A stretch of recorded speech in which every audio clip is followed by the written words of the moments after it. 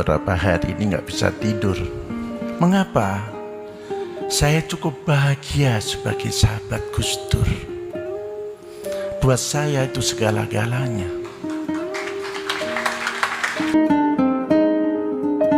Kayaknya baru kemarin kita berpisah dengan Gus Dur. Gus Dur sebentar yang 69 tahun itu telah mengisi hidup dan dalam kehidupan secara bernas. Saya senantiasa berinteraksi dengan Gus Dur, itu selalu ada masalah yang harus dipecahkan. Nahna huna li tahlil masyilat walasna min ba'diyah. Mudah-mudahan kita tidak menjadi bagian dari masalah itu. Saya catat betul itu. We are here with solution and not a part of the problem. Kita nggak mau jadi bagian dari masalah itu. Dalam kesempatan ini, perkenankanlah saya ingin menyampaikan dialog saya dengan Allahumma gfirlah Mbah Kiai Maimun Juber dari Sarang. Baber silaturahmi ke rumah saya di Kebun Jeruk, Jakarta. Waduh, Masya Allah, Alhamdulillah, saya bersyukur. Itu yang kedua kali datang ke rumah saya, sebelumnya di Puri Indah situ, ini yang kedua. Kemudian saya mau aturi dahar sama Bu Nyai berdua. Begitu saya gandeng mau ke meja makan, tangan saya dipegangi. Mas Nasihin, siji gawe loro gawe. Soal Gus Dur, soal nopo Mbah? Saya ini khawatir karena ketika di Cipasung itu Mbah Mun cerita kepada saya bahwa Mbah Mun mufarokoh dengan Gus Dur. Nopo Mbah? Lah iya, Gus Dur itu duwe aji apa? Loh, aji nopo Mbah? Lah iya, lah ini kan sudah bulan kelima, Mei, kira-kira tahun 2000 itu, Mei itu bulan kelima, bulan 6 itu yang ziarah itu kok nggak entek-entek itu. Gus Dur duwe aji apa? Dalam kesempatan ini, perkenankanlah saya ingin menyampaikan dialog saya dengan Allahumma gfirlah Mbah Kiai Maimun Juber dari Sarang. Kira-kira 5 bulan setelah beliau meninggal, Gus Dur meninggal, Baber silaturahmi ke rumah saya di Kebun Jeruk, Jakarta. Waduh, Masya Allah, Alhamdulillah, saya bersyukur. Itu yang kedua kali datang ke rumah saya, sebelumnya di Puri Indah situ, ini yang kedua. Habis kira-kira jam 12, habis sholat jamaah zuhur, kemudian saya mau aturi dahar sama Bu Nyai berdua.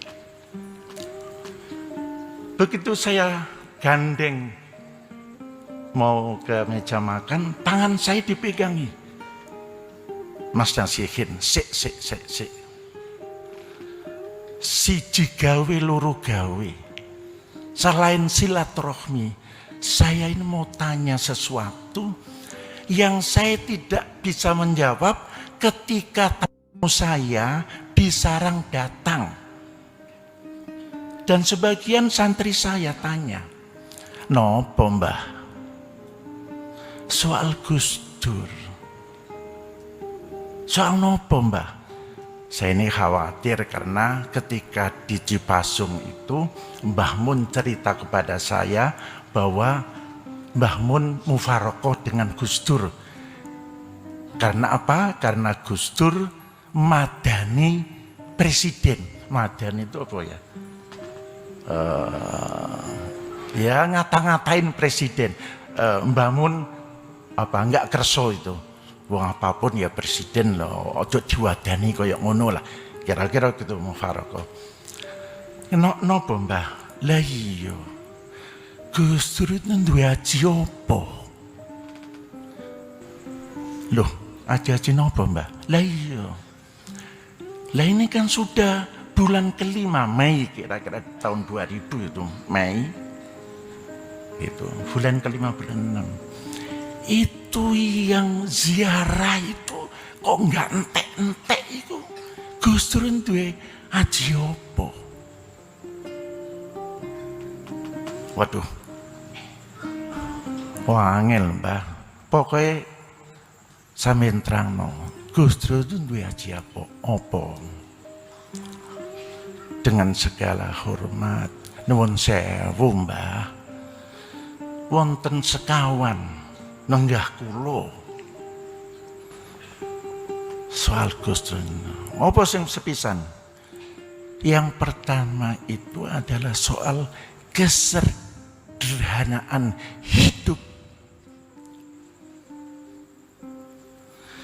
Gus Dur itu sumeleh, Mbah. Gus Dur itu nerima ing pandum. Piye. Cerita no. Saya ceritakan. Mbah, Gus Dur itu tahun 80-an gitu menjadi penasihat informal Lembaga Penelitian Pendidikan Penerangan Ekonomi Sosial LP3S di Jakarta. Penasihat informal, tidak formal. Nah, Gus Dur itu sering, Mbak, bahkan hampir kira-kira 3-4 hari datang ke LP3S. Nah, ke LP3S itu selalu naik bis, gandulan bis itu. Sehingga saya sendiri, maaf ini, itu ditegur sama teman-teman. Masuk Gus Dur sampeyan barno koyo ngono. Lah piye? Gitu. Kadang-kadang sama Mas Johan Effendi almarhum naik bis gandulan itu. Ya, saya sendiri yang jadi staf LP3S datang pulang pergi dijemput pakai mobil ya, ngelus dodo, Masya Allah gitu. Tapi dengan segala ketenangan dan kemuliaannya dijalani dengan segala. Pada suatu hari, wis mangan durung ya, Gus. Ayo mangan ngarep kono. Apa namanya? Tegal itu apa namanya, ada ya, makanan jalan kira-kira ya hampir 100 meter lah dari kantor itu. Tapi sampeyan sembayar ya? Iyalah gitu. Aku nuwun sewu, aku kecopetan mau duitku. Duitku kecopetan Ya memang Gus Dur nggak pernah punya dompet, nggak tahu yang akhir-akhir ini. Selama saya tahu ya taruh duit ya di saku aja. Masya Allah. Begitu sederhananya. Pada waktu itu Gus Dur rajin nulis di Tempo. Saya kasih mesin tik yang agak bagus, nggak mau. Mesin tik yang tok tek itu. Ya terpaksa saya carikan, saya kasih meja tulis, saya kasih kertas. Mbok ya sing mikir titik nopo. Kenapa Gus? Aku njaluk kertas bekas saja. Kertas yang sudah sampean pakai, baliknya kosong gorene tangguh. Karena perilaku kantor-kantor seperti inilah hutan itu habis. Saya sadar betul, ya Allah, ini bukan main ini. Pada tahun 80 orang bicara hutan, bicara lingkungan masih belum itu. Tapi itulah. Ya wis, soal kesederhanaan. Sing nomor loro apa? Nomor kali itu silaturahmi. Piye ceritane. Jadi saya disuruh berhenti di LB3S. Saya cerita sama Mbak Mun ini, disuruh berhenti, suruh mbok yo gawe dhewe program pesantren dan masyarakat, buat sendiri.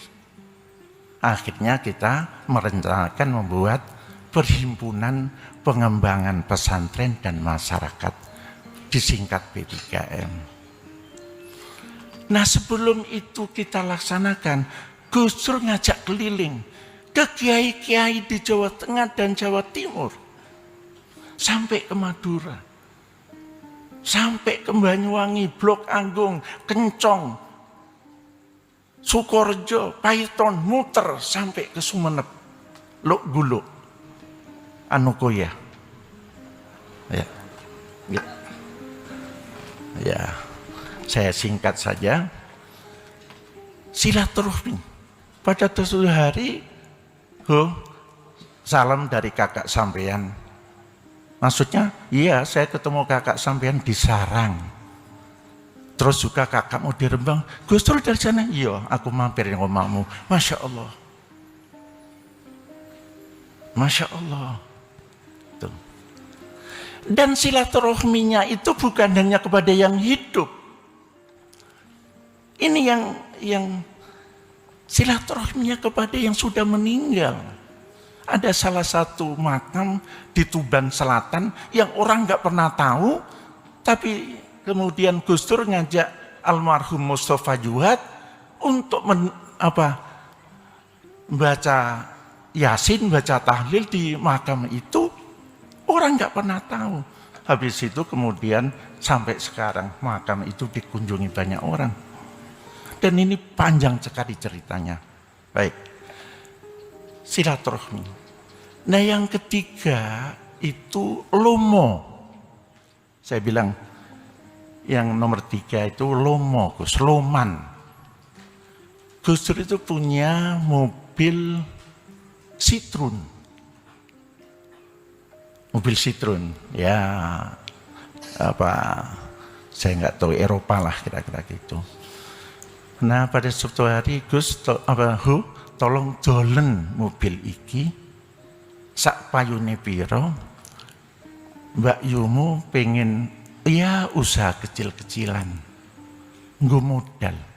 Ya saya cari teman untuk dijual mobil itu, laku 3,5 juta pada waktu itu.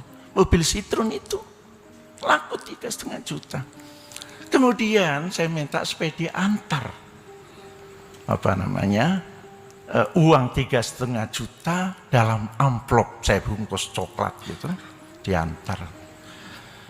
Kira-kira hampir sore datang yang antar ini cerita, Pak Nasihin maaf, uang itu hanya pindah tangan. Maksudnya?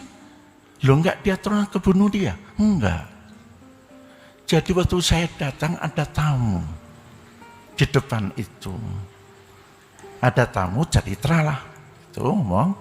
Terus sampaikan Gus, ini ada titipan dari Pak Nasihin dari mobil. Alhamdulillah. Duit 1,5 juta tuh tanpa dihitung, tanpa dilihat, pindah tangan kepada tamu tadi itu. 3,5 juta. Masya Allah, dan ini banyak ceritanya. Tapi inilah kehidupan Gus Dur. Soal kelomanan itu, lomo. Dan ini banyak ceritanya. Baik, sebenarnya ada satu lagi yang disebut Khariqul Andah. Out of the box.